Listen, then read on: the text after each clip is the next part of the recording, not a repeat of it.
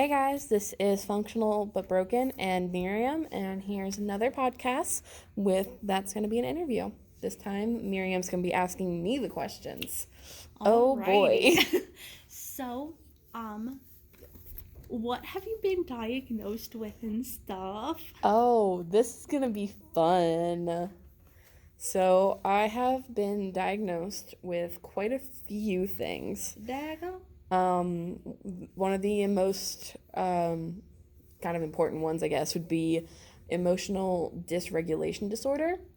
So let me clarify before you give me the face. Emotional dysregulation disorder is an actually very rare personality disorder.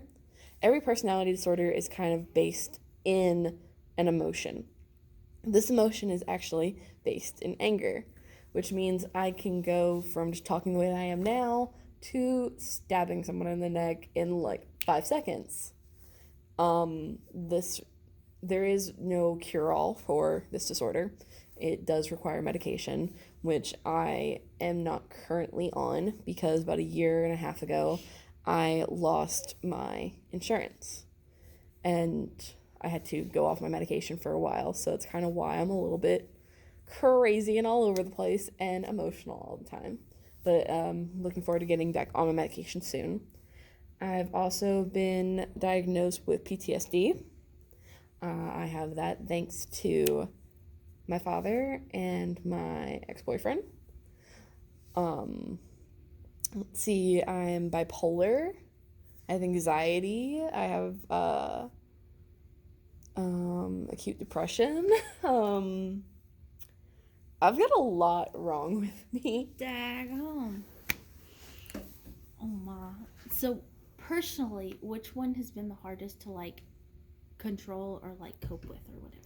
Oh, that's a loaded question.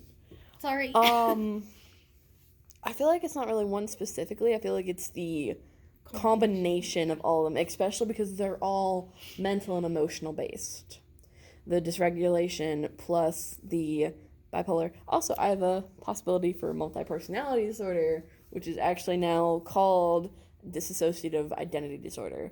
So the EDD and the DID and the bipolar and just kind of all of it together is like really the hardest thing to cope with because sometimes I won't understand why I'm feeling a certain way or why I'm doing what I'm doing. I will be completely fine, and then my boyfriend will say something stupid or have like a lack of common sense and just like automatically I'm screaming at him like he has done nothing wrong, boy's an angel. But I'll just freak out. I'll just have a spaz attack, as he calls it, and the first thing that I automatically do, honestly, is run. When I start feeling that way, when I start feeling overwhelmed and like I'm about to scream at somebody, the first thing I do is run. This is part of my coping mechanisms that I've taught myself because I tend to be violent and I don't want to be. I don't want to hurt somebody. Mm-hmm. So when I was younger, I would actually turn on myself and hurt myself. I would either scratch my arms till they were bloody or bite the hard bone part of my wrist. And after going to therapy for several years, they were like, hey, there's better ways that we can help you cope with this. So my automatic first response is always to run away and just go sit somewhere by myself, whether it's just like in the middle of the woods or in a different room or just in the hallway, and just breathe and try to calm myself down so that I can go back and like talk to this person. Mm-hmm. Okay.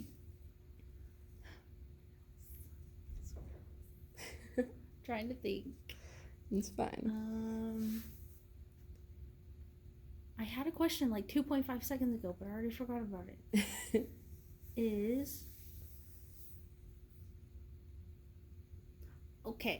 there any advice you could give to like your friends or whatever to help them not piss you off,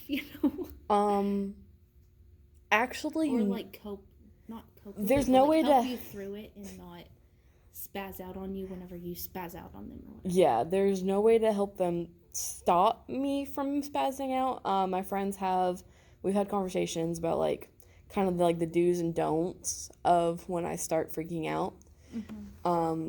Like do just kind of like just stay there and like, just like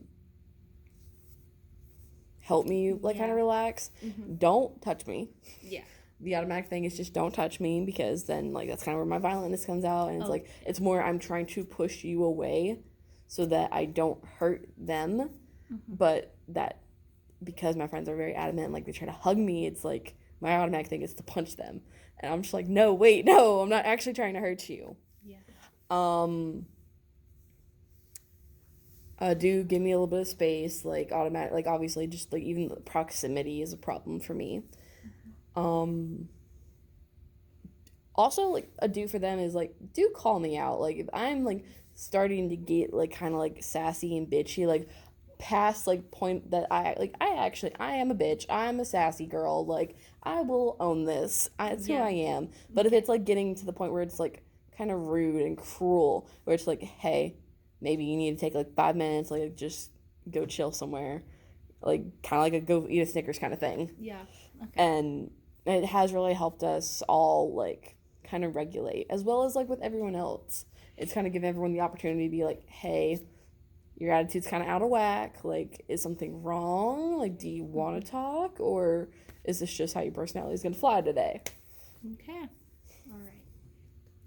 That's all you got? Yeah, that's all I got. Alrighty, so thank you guys for joining us for our lovely conversation into the worries of my mind.